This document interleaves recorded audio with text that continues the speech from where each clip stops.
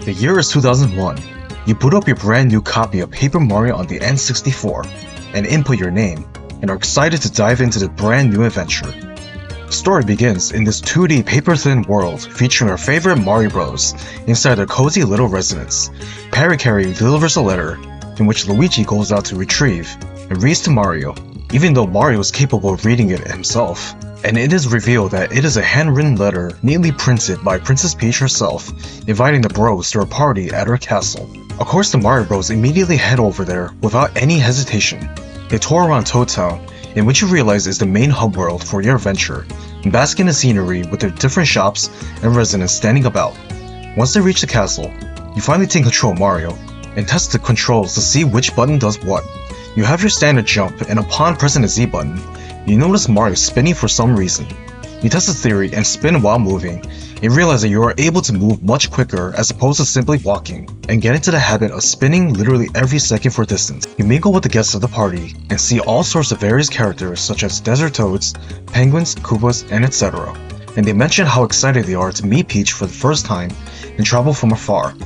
What I love about this is that it foreshadows the type of characters you will run into in the future, and you will have to visit the respective towns to progress in the story. As you ascend higher and higher into the castle to search for Peach, who is waiting patiently for your arrival, you notice that the halls are ominously empty and start to get Super Mario 64 castle vibes. It feels like forever, but you eventually reach Peach, who wants to have some alone time with Mario, which is strange because she mentions that they are just friends, but moments like this says otherwise. Right when they're about to walk, the castle starts to shake violently, and you as a player are taken aback as to what is happening exactly. The ground is literally shattering as trees are descending deep into the cracks. Mario and Peach are panicking, which seems appropriate.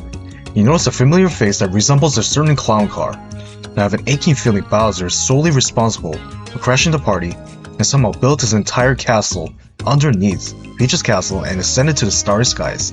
Mario and Peach immediately discover that there are thousands of feet in the air, and suddenly Bowser and a new type of Magic Koopa shatter through the glass window, revealing that it was them who were responsible. Mario courageously jumps in to protect Peach, and you are introduced to your first ever battle of the game. Upon initiating this battle, you notice that you are limited to only 3 options, and only one of them is the most viable action to take, which is jump. This battle is very basic as you attack him, Bowser attacks you, and so on, and you can't guard as you haven't learned that yet. This continues until Bowser does the unspeakable. He pulls out a mysterious wand in which grants him incredible strength that literally causes him to be invincible. He attacks in his new form, and it immediately dawns on you that this is no joke. You hesitantly jump again and realize he has not taken a single drop of damage, and your heart just skipped a beat. He attacks again and your health is dangerously low, and start to panic a little. You try to flee to salvage whatever dignity you have left. You realize that your death is inevitable as you're forced to attack during his invulnerable state. He decides he's had enough and finishes you off by unleashing a powerful flame breath, which he could have done from the very beginning, but was just toying with you. That's it? That's how the game ends? You think to yourself?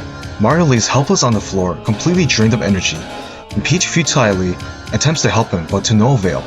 Bowser has decided he's had enough of Mario's presence, and literally lightning strikes him out of the shattered window.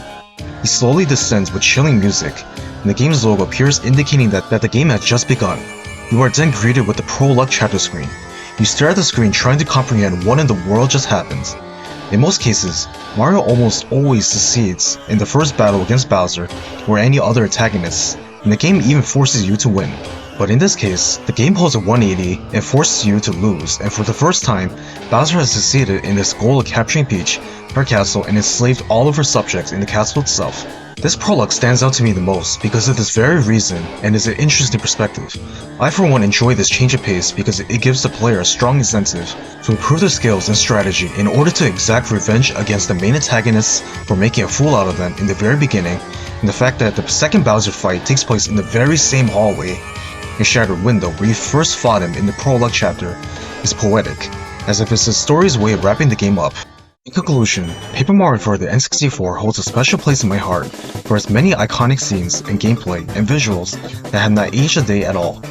Everything from the prologue all the way up to the end, against final star of Bowser, are the definition of perfection in my eyes. I will forever adore this game until the day the world comes to an end. Thank you for watching. If you enjoyed this video, please like and subscribe for more ranking, analysis, challenge videos like this.